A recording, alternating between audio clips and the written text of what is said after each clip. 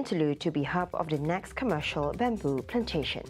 All eyes on Sarawak's economic success. On our world affairs, Beijing flood death toll rises. Salam Sarawak Maju Makmur. Those are the headlines for tonight. You know, with me, Shalshimato, and this is TVS Nightline.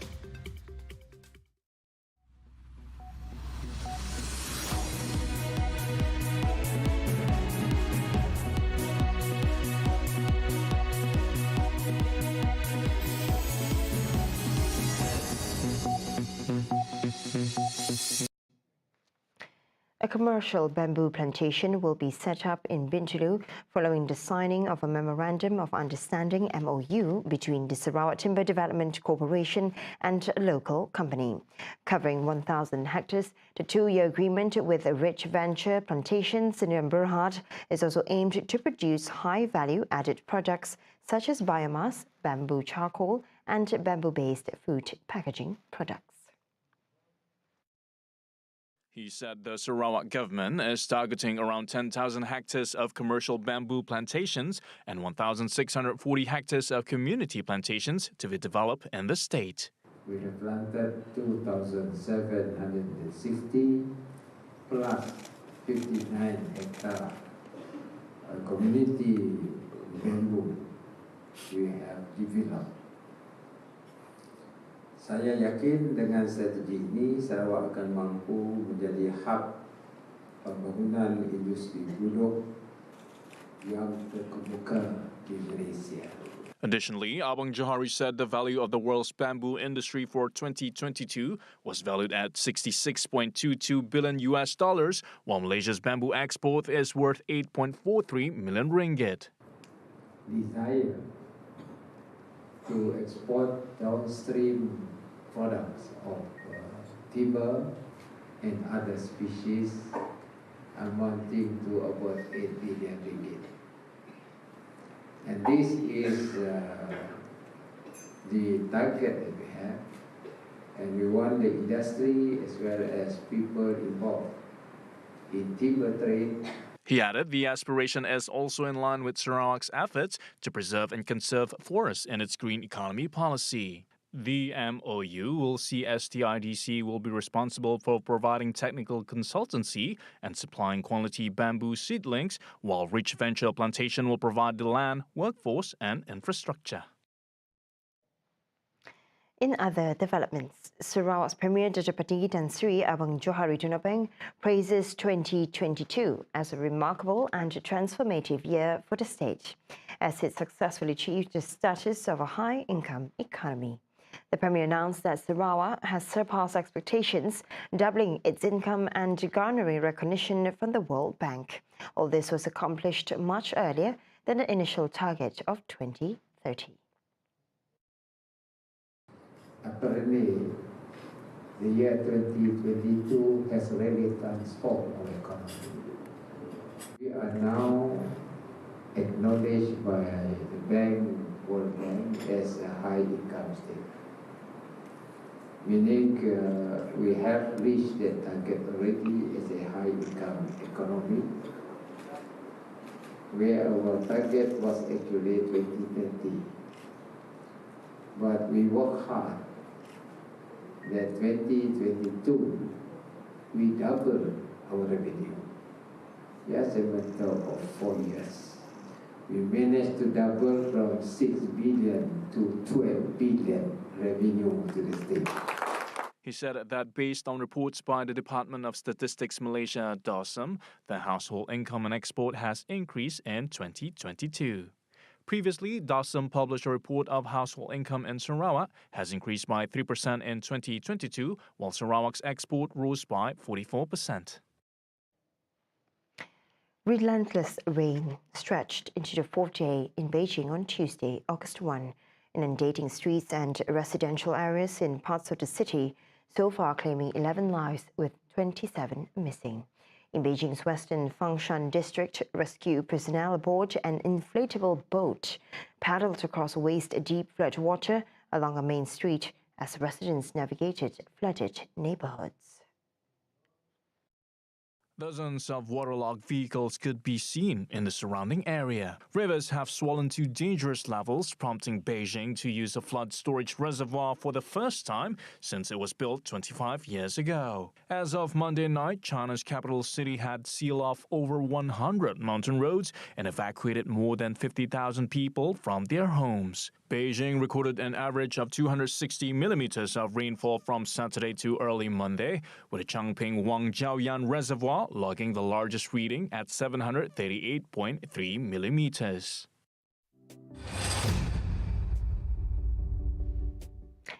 YTL Power International Berhad expresses interest in collaborating with the Sarawak government for sustainable energy and data storage initiatives. Its Managing Director, Dr. Yo Seo Ong, reveals plans to explore the establishment of a sustainable data center in Sarawak, similar to the ongoing construction in West Malaysia. The projects in particular have not been identified, but we will be studying the possibilities of the prospects of it. As you know, for YTL Group, we are in both the power as well as in the digital space. And back in Peninsula, we are building 500 megawatts of data center with green energy supply of solar.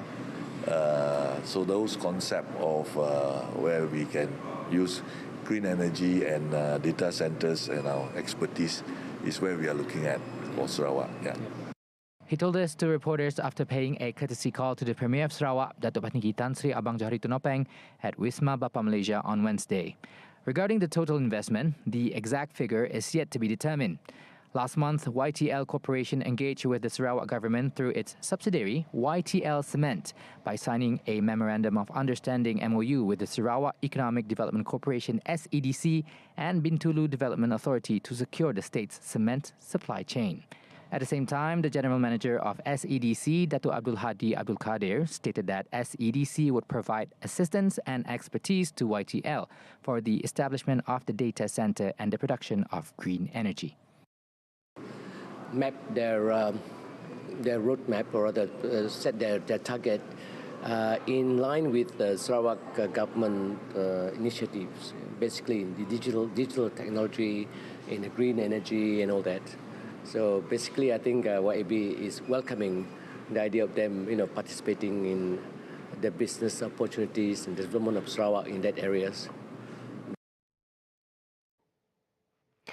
Sarawak Deputy Premier Dr. Ahmad Douglas Uga Ambas leads a delegation on a 5-day study tour to 2 Japanese ports to learn about the management and operation systems for enhancing efficiency at Samalaju Port. The tour commenced on Monday, engaged in comprehensive briefings and exchanged ideas on port operations, new technologies and business models, focusing on private and public sector collaboration. With representatives from the Ministry of Land, Infrastructure, Transport and Tourism, MLIT, and OHBT Corporation Japan, the port operator at the Port of Onahama. In 2022, the Port of Onahama handled approximately 16.09 million tons of cargo, a slight decrease from 2021. And during their visit, the delegation also gained insights into road technology management in Chiba Prefecture.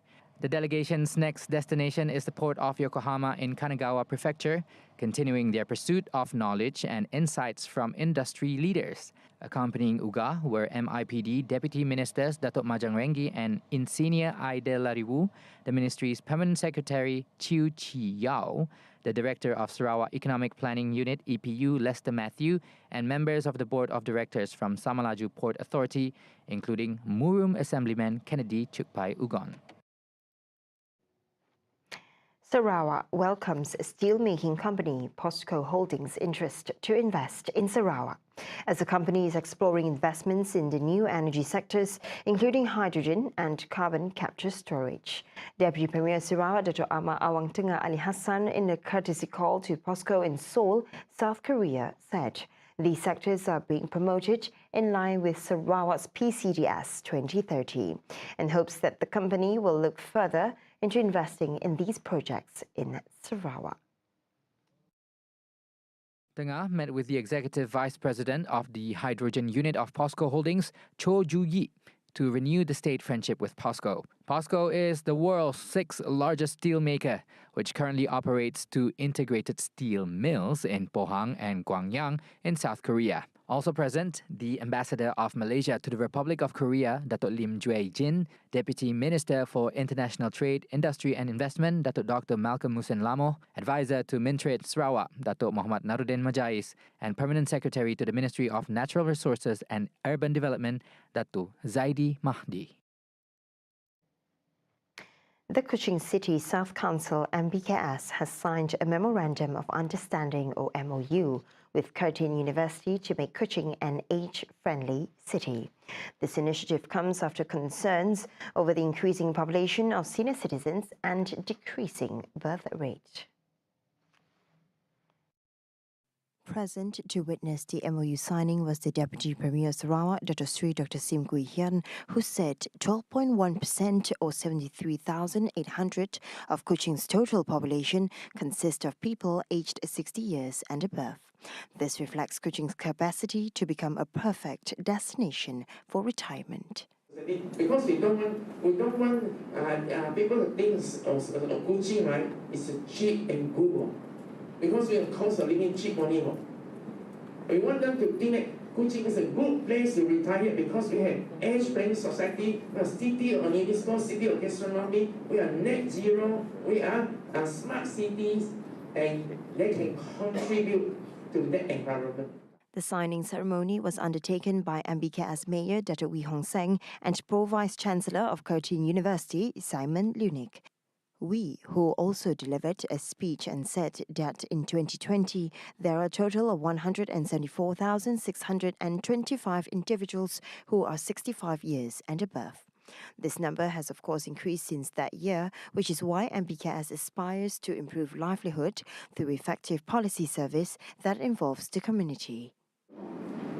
At MBKS, our foremost objective is to serve the people of Kuching South by providing services of the highest quality, and to achieve this, we must establish an environment that is not only conducive to the well-being of the older adults, but also to all other demographics. Through the MOU, Curtin University will be assisting MBKS in studying the population under MBKS. It will then recommend relevant strategies to MBKS to improve or to tackle any issues that may arise from the study. Coming up right after the break, proposal to enhance facilities at IPTAs and Typhoon Cannon nears. Right here on TVS Nightline, stay tuned.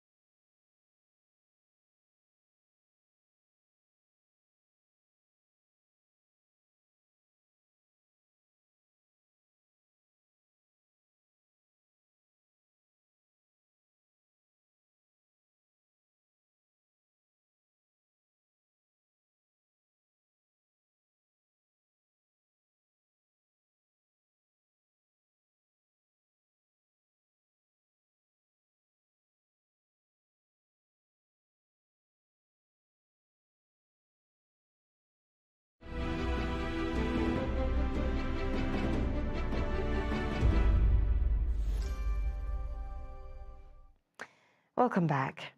During the COVID-19 pandemic, the filming industry and other creative sectors encountered unprecedented challenges due to restrictions on gatherings and limited theatrical releases. Sarawak's Minister of Tourism, Creative Industry and Performing Arts, Dr. Sri Abdul Karim Rahman Hamzah, underscored the critical role of streaming services in successfully navigating these hindrances. Embracing streaming platforms provided several advantages, including the ability to reach a wider audience by transcending geographical barriers. And now for the latest updates, we turn to our reporter, Lorenzo Isaac, live from the opening ceremony of the ASEAN International Film Festival and Awards 2023, held earlier tonight at the Old Courthouse. Lorenzo, over to you. Thank you, Cheryl. Currently, I am at the Old Courthouse, Kuching, reporting live at the ASEAN International Film Festival and Awards, IFA 2023, where excitement fills the air as delegates from ASEAN and beyond gather for this prestigious event. As we all know, the COVID-19 pandemic brought unprecedented challenges to the creative industries, especially the filming sector, with restrictions on gatherings and limited theatrical releases. As such, the Minister of Tourism, Creative Industry and Performing Arts Sarawak, Dr. Sri Abdul Karim Rahman Hamzah, emphasized the valuable lesson learned during these trying times, the necessity for creative industries to leverage on streaming services. He also highlighted the pandemic period showcased the pivotal role played by the creative industry in keeping us entertained through online platforms like films, live shows, TikTok, Facebook, and various other apps. The surge in global subscription to online streaming services by the end of 2020 further solidified the significance of this digital landscape, making it an integral part of our daily lives. Sarawak, known for its commitment to the creative industry, has taken substantial steps towards digital transformation with the establishment of the Sarawak Multimedia Authority SMA and the launch of its own state television station, TVS. Sarawak has created a platform for local content creators, producers and performers to showcase their work.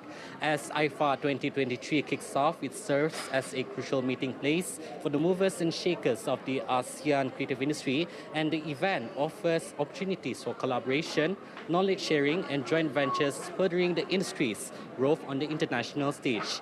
That's all from me. I'm Lorenzo Isaac and videographer Aziz Soleh. We return to the studio. Thank you, Cheryl. All right, thank you, Lorenzo, for that insight. Now, moving on to the next update. The National Council for Persons with Disabilities is proposing to enhance facilities at public higher education institutions, IPTAs, under the Ministry of Higher Education to be more disability-friendly. Minister of Women, Family and Community Development, Dr. Sri Nancy Shukri, stated that the disability-friendly facilities encompass accessibility, amenities, services and public buildings.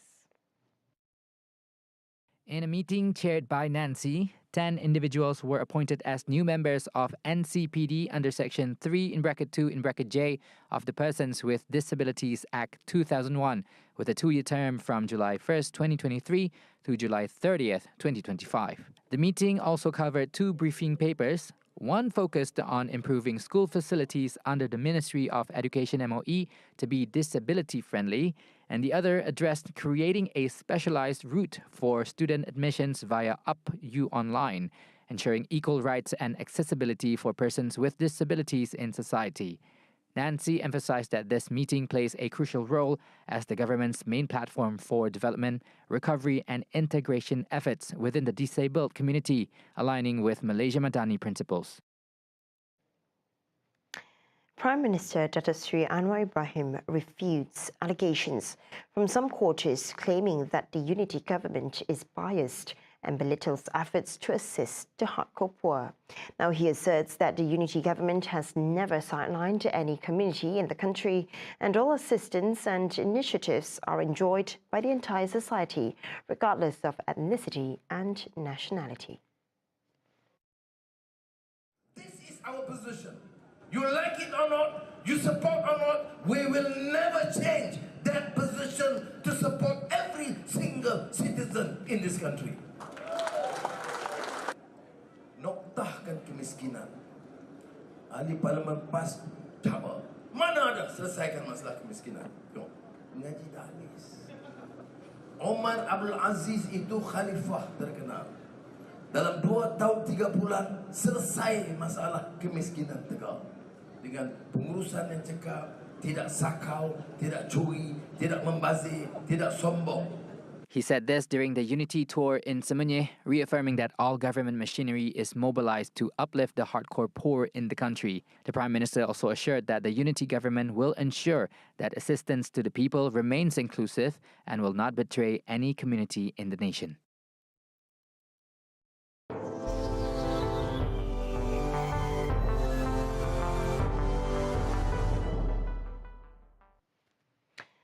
High winds littered roads with debris in Japan's Okinawa prefecture. Strong winds and high waves battered the island coastline on Wednesday, August 2. Power lines were also hit, knocking out electricity to more than 200,000 households on Wednesday morning as the powerful and slow-moving Typhoon Cannon neared the country's southwestern islands. The storm is hitting during the peak summer tourist season, which this year has seen the number of visitors return to pre-pandemic levels. Okinawa is frequently hit by typhoons, but usually later in the year.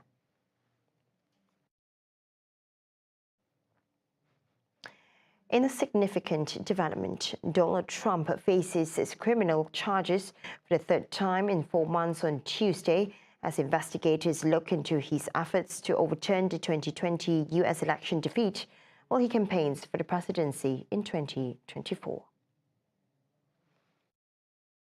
Special counsel Jack Smith's investigation delves into allegations that Trump, the leading contender for the 2024 Republican presidential nomination, attempted to reverse his loss to Democratic rival Joe Biden. Officials testified that Trump pressured them based on false claims of widespread voting fraud. The situation escalated when Trump supporters stormed the U.S. Capitol on January 6, 2021 in an attempt to halt Congress from certifying Biden's victory. On July 18, Trump revealed that he had received a letter from Smith stating that he was the target of the January 6 grand jury investigation in Washington. These criminal charges mark Trump as the first former U.S. president to face such legal actions. In response, he has sought to portray the prosecutions as part of a politically motivated witch hunt. Smith, appointed as a special counsel in November by U.S. Attorney General Merrick Garland, is now presenting a second round of federal charges against Trump. A captivating giant mouse maze in southern Germany is bringing joy to both children and adults as a local farm transforms their sunflower fields into a magical experience. Uli Ernst, a professional maze maker, proudly shares that the stunning maze pays tribute to all things Disney, coinciding with the iconic brand's 100th anniversary celebration this year. Covering an area equivalent to 4 soccer fields, this impressive creation marks Ernst's 25th maze and is skillfully designed in the shapes of Disney's beloved character, including Mickey and Minnie Mouse. The incredible maze is brought to life using a staggering 360,000 plants, intricately arranged over a vast expanse of 3.2 kilometers. Ernst, along with his wife Corinne, commenced the planting process in May and enlisted the help of a dedicated team of 22 individuals, including Munich students who assisted with precise measurements to ensure the maze's accuracy and artistic precision.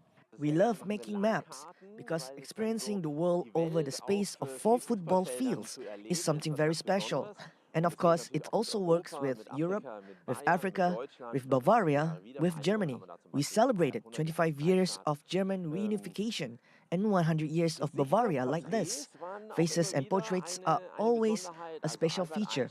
Albert Einstein, King Ludwig van Beethoven a few years ago, Martin Luther, of course, whenever big anniversaries present themselves. The stamp pads within the maze bring immense joy, particularly to children who gleefully run around through Minnie's bow and around Mickey's ears, collecting stamps as they explore the enchanting path.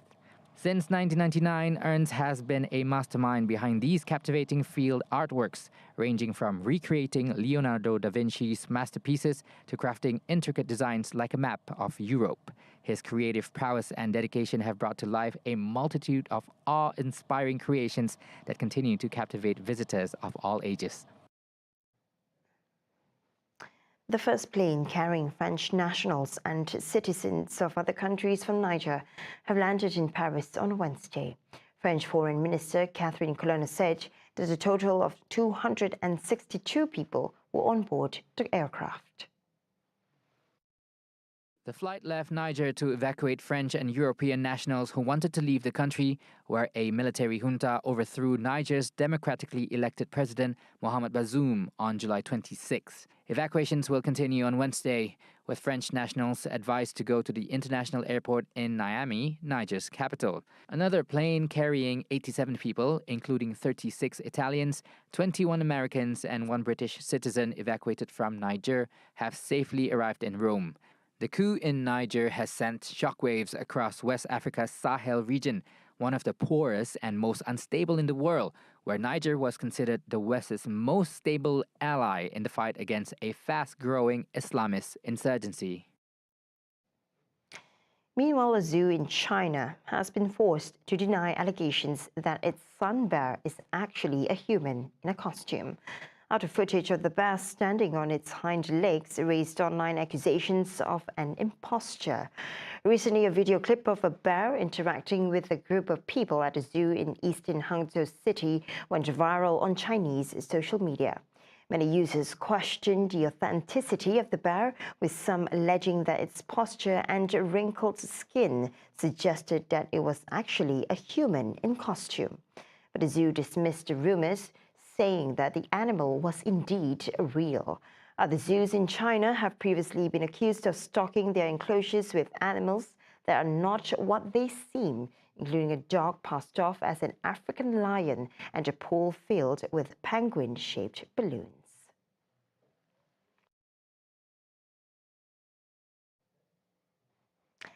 See the world closer with TVS as we bring you the latest news updates both locally and internationally. For more headlines anytime, anywhere, just head on to our official website at tvstv.my or follow us on our social media platforms. And that's all the time we have for TVS Nightline. I'm Shol Shameto. Thank you for watching.